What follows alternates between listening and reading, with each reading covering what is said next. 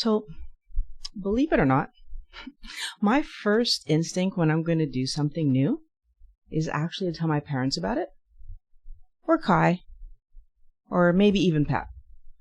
All right, and the question is, why do I do that? And it's because even at my age, I'm still looking for approval. Is what I'm about to do making sense, right? Are they going to say something that makes me go, ooh, maybe this is a bad idea? I'm also looking for some acceptance, right? Like, I want to make sure that nothing I'm going to do is going to cause a rift between myself and my family, right? Because I love those relationships. I want to make sure that those relationships stay as perfect, as pristine as I can keep them. And I also want confirmation that it looks like something I could manage. So I want to know that they think I could succeed at whatever it is that I have on the agenda that I'm planning to be trying in the next, little while. In a nutshell, you could say that I'm looking for support. We like feeling supported, and we like to know that the people around us, they understand what it is that we're trying to accomplish, and they understand our struggles, that they understand that we are trying to make life better for ourselves. And so whenever I'm going into these new things, I'm always trying to make my life better, and maybe even the lives of the people around me. And so I'm going to talk this through, or what I want to talk it through with somebody else, right? Now, does this other person understand that at that moment, let's say if I'm actually trying to solve a weight issue, that I actually feel different than people who are at a healthy weight, right? Because I'm looking at those people at a healthy weight, I'm looking at myself, and first of all, they seem to eat what they want. I can't seem to be able to do that.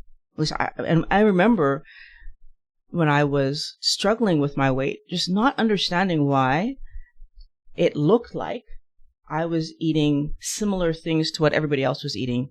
My weight kept rising. So now what ends up happening is, because my weight is rising, now I can't wear cute outfits, and basically my confidence is on a decline. My self-esteem is on a decline. Like, I'm not feeling good about myself. Do people who are trying to support me understand that? Do they understand that my health is a concern, right? This constant fear that I might become diabetic, or my fear of cancer, because cancer is rampant in my family. Fear of even having a heart attack, right? When you carry more weight on you, right? All these medical conditions, strokes, high blood pressure, all these medical conditions that I'm living day to day, not really sure at what moment I'm going to learn from my doctor that, oh, okay, now we're adding medication to the story. One thing that I know about medication, living, first of all, in a family with people who were taking medications, but second of all, living in a situation where, because of work, I talk to a lot of people that take medication. Often, the complaint of people taking medication is what? It caused them to gain weight. So here I am trying to, lose weight, and then fearing health issues, because if I get a health issue, I'm not thinking, oh, geez, my health. I'm thinking, wow, that's just going to add more weight. And those were real thoughts that I had. So it's okay. Do they understand that I'm tempted to eat foods that I know cause weight gain? And I think this is one of the ones that's the most annoying, maybe, is that maybe you go to a party And, somebody birthday, and I have a big family, so birthday parties happen often. So you go to this party, there's a birthday, there's food on the table, birthday cake and brownies and all these fun things for the kids to eat. And you're tempted. And the worst part is that the other adults are eating them. Now, okay, in fairness, there's thin people in my family and there's overweight people in my family. But the thin people were eating them too, right? So we're in these situations, and then the people around us, well-meaning as they might be, will say things like, like, you could just have one cookie, or just for today, it doesn't matter, right? And so your parents or your spouse or your friends will just kind of encourage the idea of moderation. But we know, because we've been living this for the longest time, that when I eat a little bit of something, well, next thing you know, I might be eating a lot of that something, and that could go on for days. So we're sitting, we're tempted, we're trying not to eat it, we're getting encouraged, oh, you can be like everybody else, don't worry about it. We're getting all these messages that eventually lead to us eating something that we shouldn't eat. My dad, he loved to work out. I didn't. So he would tell me things like, well, you should just go to the gym and work out and do more stuff. And, and he wanted me to work out in the gym because that's what he had done and that's what helped him. And it made a lot of sense because he liked working out. Still does work out to this day, right? I hate the gym. So that kind of advice isn't going to work for me. Now, my mom, she likes to think about it as it doesn't matter, right? She's like, whatever I weigh, I weigh. And for the longest while, she was at a great weight, actually. And but she always told me, it doesn't matter. Like, whatever you weigh, right? That didn't work for me either because I couldn't just stop worrying about it, right? I needed to do something. So although my parents, they're both trying to be supportive in their different ways and just giving me the advice that worked for them, because they didn't understand my situation, neither one of them had gained weight at the age that I gained it, right? Because when my weight started to rise, I was in my early 30s. They didn't have that story, right? And so, of course, they didn't understand. So they couldn't offer me the kind of support I needed to stick to eating my keto diet. Now, part 2 of this was they had always eaten normal food to maintain their weight. So even this idea that you're going to change the way you're eating in such in their mind, drastic way, again, it didn't make sense to them. So they could not support me the way that I needed support. And we need to think about, how is it that support actually does help us, right? What is support doing that allows us to feel better? A little bit of a plug here. Acknowledgement that what I'm trying to do is hard, right? Like when we join things like the Wellness Squad, where we're talking to other people who are in a similar situation, or when we join a running group, if you're trying to, get out and be more active, or even when you join a gym where people actually talk to you, because not every gym you go to, people talk to you. But if you join a gym where people actually talk to each other, it's an acknowledgement that what we are trying to do is hard because we're all living the same situation. And those who don't struggle with weight, they downplay cravings and chasing because, they don't even know what it actually feels like. Right? There are some people that really can eat one cookie, right? One chocolate bar, granola bar, or even chocolate bar. There are people who can eat one of something. I can honestly tell you, I've never been able to do that. To eat one cookie, in my mind, if I'm having just one, I'd rather have none. They don't understand that mentality because they never lived it, because they never for whatever reason, we're in that situation. And okay, so because they're expecting us to use moderation, there's an expectation that we're going to have enough discipline to avoid overeating when we're around junk food, right? This idea that, now discipline is a problem because like we need to understand that difference between practice and discipline. And I think that most of us, we get it wrong, right? We think that people who succeed use discipline, which is to obey rules, right? So we're kind of pushing people to obey rules to change a bad behavior to a good one. And the consequence is punitive, right? Something bad is going to happen. This is why you should be doing this behavior. And what we don't understand is that by forcing me, so trying to force me, hey, Violet, just take one. It's going to work. You're trying to force me to do something that, first of all, in my brain, I know I do not believe at all. My experience has told me that's never been my story. And so what ends up happening is the part that I know will happen, but they never see because they're not with me the next 5 days while I'm struggling to get back to the place where I'm not eating them at all. So what we need to understand is that discipline is really engaging an external locus of control, right? I'm not in the driving seat. Like the outside is telling me what to do and I'm following rules.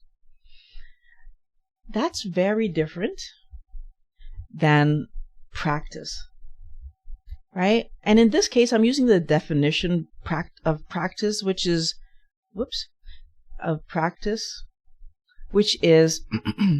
to actually do the application of something that you've learned about. So it could be an idea, a belief, a method, right? So rather than stay in the world of theoretical, I'm going to take this piece of information that I learned, and then I'm going to translate that over into actually doing it in some kind of practical way. Now, why is this different? It's because it's like if I'm giving you something that you didn't have before, and because you didn't have it before, you couldn't have used it, right? So if you look at children, right? And of course, when a child is learning to eat, they take their utensils, their hands, and they put things in their mouth. And then when you give a kid a bowl of cereal or soup, right? That doesn't work. I can't just put the soup in my mouth. I can't just get the milk in my mouth, right? But if I give you a spoon, then all of a sudden you've just given me a piece of information. When there's something liquidy in front of me and I want to get it in, I'm going to put it in using this spoon. And now they need to practice this, right? So they're going to use the information that they have and apply it to be able to drink or to eat things that are liquidy. Now, theoretically, the kid could just grab the bowl and drink it like how they drink their water or their bottle or whatever. That also would work. But that spoon is new information, right? And it allows them to interact with the soup the way that adults do. And so, but it's new. And so we've just given them data that they will internalize. And now guess what's happening? It's an internal locus of control. I want to eat the soup and I want to get it in my mouth. It's all about wanting something. I want to get it in my mouth, right?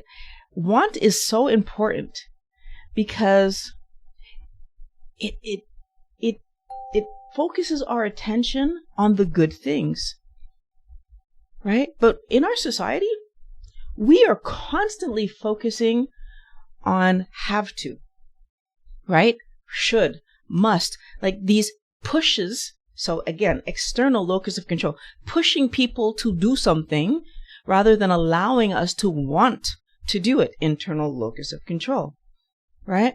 And I really want us to pause for a second and think about all the things in life that we ever do where we do it no matter what's happening. So the example I'm going to give you is this.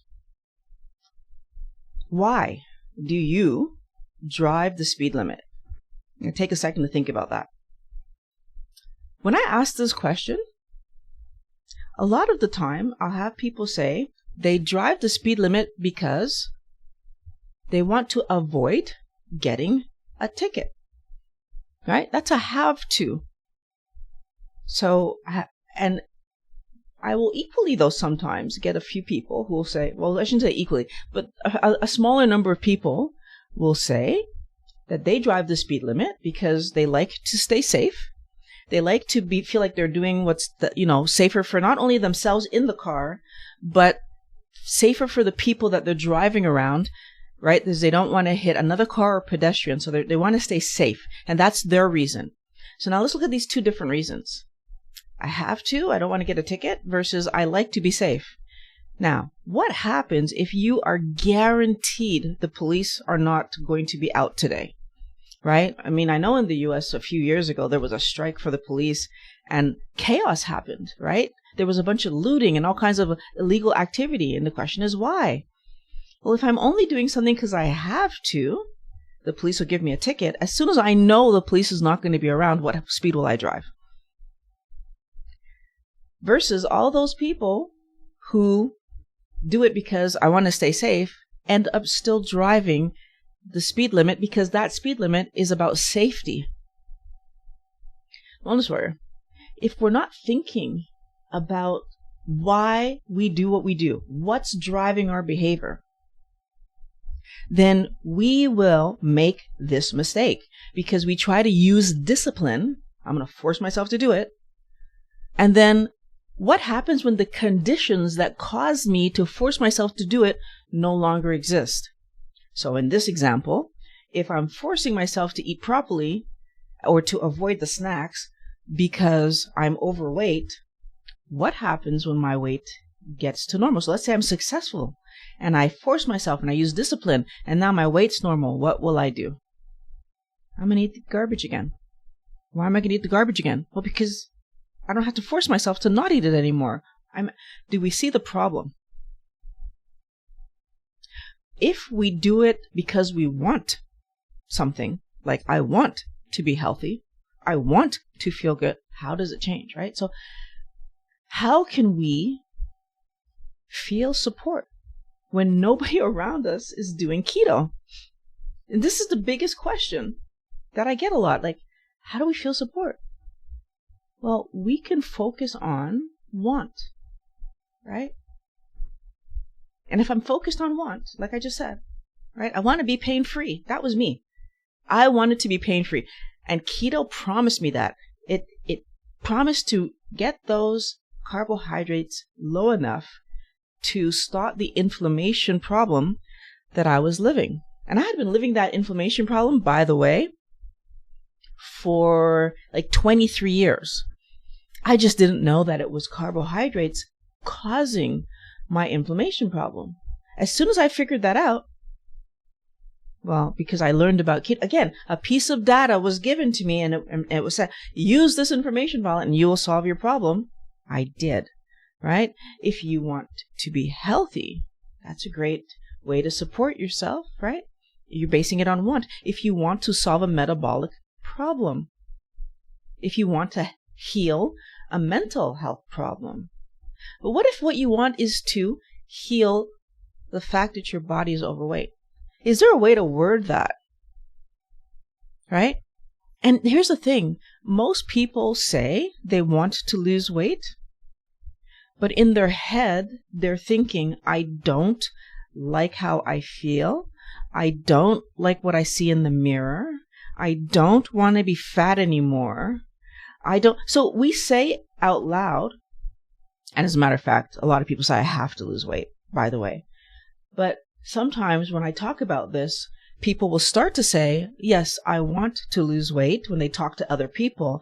But internally, in my head, if I'm still saying, I hate being fat, I hate carrying this extra weight, if I'm saying that, it doesn't matter that to the world, you're saying, I want to lose weight because that sounds better. You have to want it internally. You have to let it be part of how you actually engage in your world. If you want to lose weight and get healthy, and I honestly want to remind you that if I get healthy, my healthy body will regulate its weight. See, that's the other thing too, right? We get so caught up on trying to look a certain way or to try to not look a certain way that we lose sight of the fact that these foods that we're eating, that's frustrating the heck out of us because we're so tempted and we want it, but we know we shouldn't. And this back and forth that we're constantly If we focused on, I want to be healthy, if we focused on, I want to heal, if we focused on these bigger ideas that are so much more powerful for my long term, well, the positive there is that I would actually allow my body to regulate its weight, because your body is always trying to do what's best for you. Mental health and physical health. So interestingly enough, I just saw a TikTok the other day, and the person was kind of saying that, like, there's too much hairy-fairy, like, oh, you can do it kind of talk, which I do agree. But I feel like he did not understand the fact that the reality is every mechanism that our body has naturally is towards health and safety. The reason that your body so quickly grabs that sugar and puts it in fat storage is because if it didn't, you would pass, right? The reason that your brain doesn't let you ignore the negative something that somebody said to you is because when we ignore it, it causes us to have negative emotions about ourselves. Your body and brain are always trying to protect you and always trying to make you healthier. Are you letting them? Off topic a little bit. Let's get back on topic. Okay. So now I need to find a way to feel normal eating all the wrong foods, right? Because these are the foods that the medical professionals are telling us cause us to gain weight, right? We should be avoiding fat. We should be avoiding red meat. We should be avoiding basically everything that the other keto doctors, carnivore doctors are telling us is actually healthy. So what do I do? How do I get support in eating keto when everybody in my entourage believes that those are the unhealthy foods, Violet, and those are going to be the reason that you gain weight and possibly become sick? Well, you need to learn how to support yourself, right? When I started this process, Pat was not on board. And so I actually had to ask him to just you don't need to be in it with me. You don't have to, but just don't sabotage me. So we talked about how he could make meals that I could get what I need to get out of it. He was not on board, but obviously I'm going to do whatever I'm going to do anyways, right? Which is the reality for all of us. With the best advice put in front of us, we're going to do what we're going to do. So he kind of knew that I was going to do what I was going to do anyways, and agreed to, at least when he was cooking, that he would make stuff in a way that I could get out what I needed to get out. Now, if you don't believe in yourself, no one else is going to believe in you. So it's important for you to set yourself up for success, first of all, by planning for your success. I didn't just jump into doing keto willy-nilly. And I've heard of people doing that, where they just say, oh, keto let me lose 100 pounds. And they're like, oh, great, I'm going to do it. And they just jump right in eating the diet plan of this other person without doing any research, without understanding fully what they're trying to accomplish. And a lot of the time, people who start keto that way do not succeed. Why? Because you don't fully understand what you're supposed to be doing. You don't fully understand if what's on your plate is okay or not okay to eat. You don't understand how much of whatever you're putting on your plate you should be putting on your plate. And so I see a lot of times where people who start from a place of, oh, you're doing that, I'm going to jump on board too, still overeat their carbohydrates. And can I just point out, even though I did a lot of research at the very beginning, I would probably say the first 2 months for sure, I still was overeating my carbohydrates because, well, it took me a few weeks to get a scale, first of all. And then when I did get a scale, it took me a few weeks to click in to weigh the food. Put the food in the calculator before you eat it. So I would have all my numbers, but I wouldn't take the time to sit down and put it in the food calculator. I would just write everything down, what I had, eat it, and then put it in. And lo and behold, by the end of my day, I'd be over. So you need to know what you're doing. You need to plan for what you're going to do in a way that makes sense so that you can be successful. Now, of course, that also includes planning your meals. Another reason that I struggled at the beginning, because even though the things that I was eating were in line with keto, because I hadn't planned it all, sometimes I would have to wait long periods of time because of like the cooking process. And I feel like, again, you just make mistakes when you don't plan your meals properly. So once I had everything planned out, things started to go much more smoothly. And also, that was another reason I had difficulty. At the very beginning, I did not eat vegetables because in my normal life, I didn't eat vegetables. So I was trying to eat vegetables without really knowing what vegetables I liked. And so it caused a lot of problems, right? Because I didn't know what I was doing. So anyways, wellness where I was choosing the wrong vegetables. I was just doing things that made it difficult for me. The other thing that you need to think about is what you're going to eat when you go out. So whether it's a party, a restaurant, some kind of event. So if I know in advance what I'm going to be doing in those kind of situations, I can make my life a lot easier, right? So how am I taking care of me in these kind of situations? Am I eating before I go and I'm just not eating? Because as I said a few minutes ago, knowing myself, one cookie leads to a bunch. And what if I end up eating something here that I think is okay, but it's not okay? So especially at restaurants, it gets more tricky. Now, eventually you do learn how to choose things at restaurants that fall in line with your plan. But that takes planning, right? So being willing to take care of yourself and make sure that you're okay. Make sure that you are doing all the things that help you to stay on your goal. When you talk about your way of eating, are you being affirmative? So internal locus of control, right? I eat keto. Or are you being an external? I try to eat keto. When you say I try to eat keto, what you're saying is that if my world allows me, I eat keto. That is not a recipe for success, right? Because your world often will not allow you. I eat keto because that's what I do. And most days I'm eating carnivore style, right? I haven't had any veg in the last, I'm going to say, maybe 5 days by this point. But people ask me, of course I still say I eat keto because I'm not afraid to eat some broccoli or cabbage or whatever.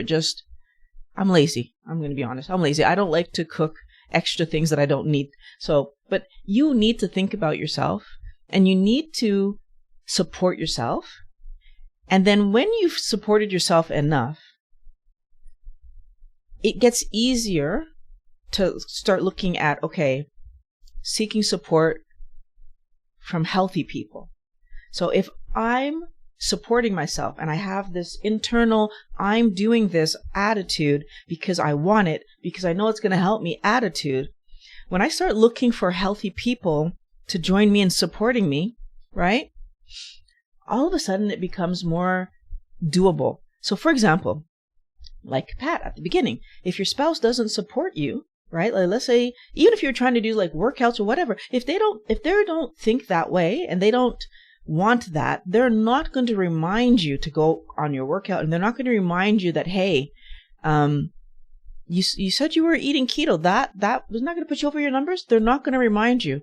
And the truth of the matter is, if you're around people who see you eating the wrong food and just be like, yeah, whatever, then even if you momentarily forgot that you changed the way you're doing things, you're just going to keep slipping back into, right? So is it possible that out of habit, I reach for something that I shouldn't be reaching for at the very beginning of this process? Of course, because 2 days ago, I would have eaten that.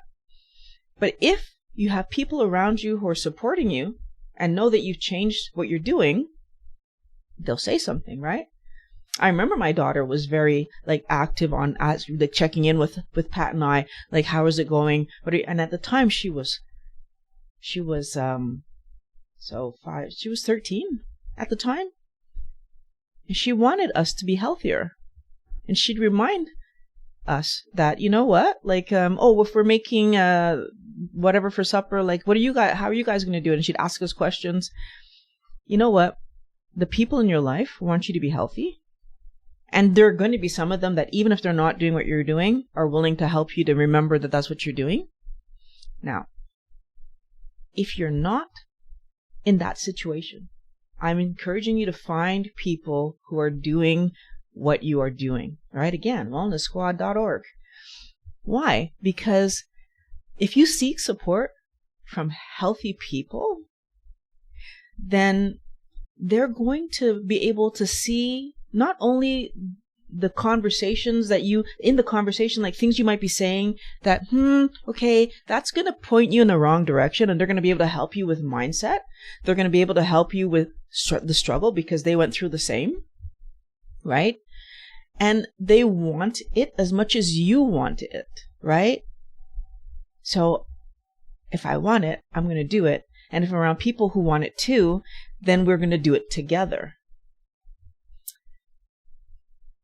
If you were worried about, I want to give you an analogy because I think I love those. So if you were worried about you're getting married, let's say, and you're like, wow, am I going to be able to be in one relationship for the rest of my life? That's a big commitment, as is keto, right? You're looking at changing the way you eat for the rest of your life. So you're like, oh my goodness, am I going to be able to do this? And you went to seek some counseling. You'd be shocked if you tell the counselor, yeah, I want to be able to fully commit to my marriage, and I'm just looking for ways of thinking of things that is going to help me to be on track. And the counselor said, oh, well, you know what? You can step out on your spouse once in a while. Nobody's perfect. That would shock you. But yet, I'm going to tell you that one of the reasons I made the Wellness Squad is because you'd be surprised how many people that I followed on YouTube trying to just understand and also feel supported. There's other people out there doing what I'm doing. And at some point would come I decided to go off for a few days. And if you're not staying on track with your keto eating, you might end up influencing me to not stay on track with my keto eating. So I'm encouraging you, Wellness Warrior, to be wary of groups that advocate cheat meals and days off, because when you cheat on your diet, you're actually cheating on yourself, right? Because it's your health, right? The food that goes in your mouth determines how healthy you are going to be. So I don't think it's a good idea. It's never a good idea to cheat on anybody, myself, my spouse, that's just not a good idea. And I also feel like sometimes, so I was watching some channels where the person didn't start from a place of being overweight. It could have been, I watched a few bodybuilders at one point in time. So I watched a lot of different kind of people because I like getting variety. And some of the people that would cheat, and then they would be back to their normal, the next day, according to them. But we end up overeating carbs for several days when we're coming from the world of having been an overweight person. Now, I will say that if you don't end up overeating carbs, you still run the risk, depending on how often we do these cheats, of kicking myself out of ketosis and not getting back in time before my next cheat happens, because some of these people were cheating every Saturday. Well, if I have insulin resistance, it can take 7 yeah, it can take up to, I think it's 3 to 7 days to get into ketosis. Well, if I have insulin resistance and then I'm cheating every week and I notice that I'm on a stall, or maybe even, heaven forbid, putting weight back on, it could be because I got kicked out of ketosis and then I'm doing these weekly cheats and then I'm never getting back in. And so I feel like it's important for us to be supported by the right kind of people. And I mean, what I mean is people who are trying to be healthy and not just trying to run away from being fat. Right? It's different. I know for myself, whenever I accidentally go over my carb count, because trust me, I don't do it on purpose, but in my history it's happened a few times, the pain that resumed. So did I gain weight? No, because I wasn't over for several days, but I had pain. So what is that telling me? It's telling me that even though I didn't gain weight, there was a negative that happened inside of my body. And that negative matters. I pay attention to that negative because it's telling me that what I'm trying to achieve when I eat the wrong food, I'm not achieving. So ultimately, if people are in your circle and they're encouraging you to occasionally eat foods that cause you to be overweight in the first place, like so those poor quality foods, processed foods, keto treats, fat bombs, all these kind of sweet tasting things that are going to cause me to chase, if they're encouraging you to eat those things, it might be a sign that you are in an unhealthy group. Right? Because a healthy group is a space where you can talk about your struggles and receive understanding. A place where we can help each other to eat healthy all the time, right? Because you want to enjoy eating healthy food so that it's easier to eat healthy food, so that my body can actually get healthy, and then I can actually enjoy my life. And if you can't get this in your house, that's unfortunate. But if you can get it in your house, that's amazing, because the people who are in your house obviously are the people that care about you the most. So I do think that eventually, when we see the people around us see us doing well, eventually they see that our health is improving, they see that our weight is regulating, and they get on board, right? Like Pat eventually got on board with eating, not only supporting me, but he himself eating healthy keto after he saw that my weight actually regulated, right? And in 5 months, I was able to lose, and it's actually, I didn't even realize it's 5 months almost to the day that I was able to lose more than 70 pounds and keep it off, right? Because I did that more than, like, how many years ago? 5.5 years ago at this point? Or 5 years ago? Whatever the date. I don't even know the numbers. But I've kept it off all this time, right? And it's not because of discipline. I'm not afraid of a repercussion. That's not why I eat this way. I eat this way because I understand this now. Like, I am the kind of person that I always do what's best for me, right? My parents can attest to that, because even if it's not what they want me to do, I was doing what was best for me, right? Now, my parents have been very supportive since seeing the dramatic weight loss. Actually, my dad has even modified his eating habits, and I would say I would probably classify him as low carb now. My friends, when I'm going to go see them, we kind of talk about like what the menu might be if I'm going to go for a meal. And if they can make a safe meal for me, fine. If they can't, I don't mind eating beforehand and arriving either at supper and not eating, or arriving after supper. It doesn't matter to me either way. I don't care. But like, what would I have done if I didn't get the support from my family, my friends at the beginning? What would I have done? Well, I would have done what I did, right? Because at the very, very, very beginning, Pat did not agree. He was like, you have to go to a nutritionist and you need to get supervision and you need to eat what they tell you. And he was telling me all this stuff. And it's like, yeah, I tried that, right? I might not have actually gone to a nutritionist, but I tried following the Canada Food Guide. And this is where I ended up. And the research that I had done at that point said, no, the carbohydrates in anything that a nutritionist will suggest to me is going to be a bad idea. So I started the journey and I ate what made sense to me because I was the person who was suffering, right? I was the person who had an inflamed hip and I couldn't barely walk. It was me, not him, right? So I initially decided to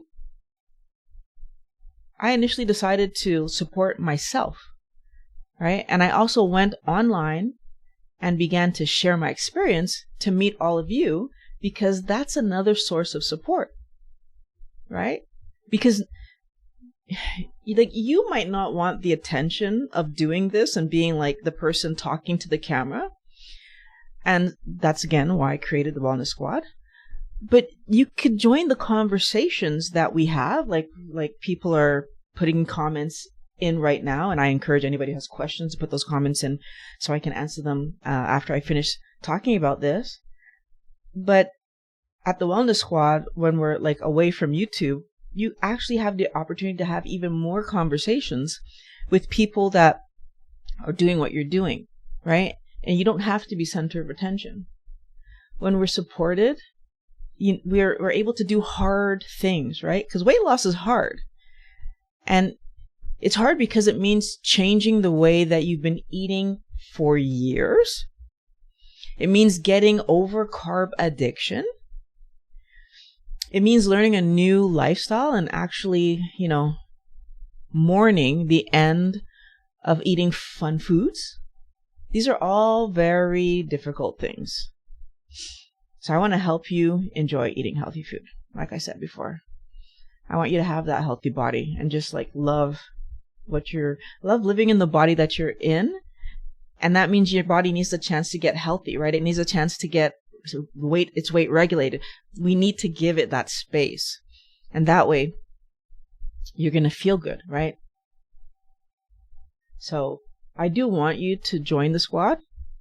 And there's also a video that I linked in the description about the emotional aspects of sticking to your keto diet that I think you should watch after this video.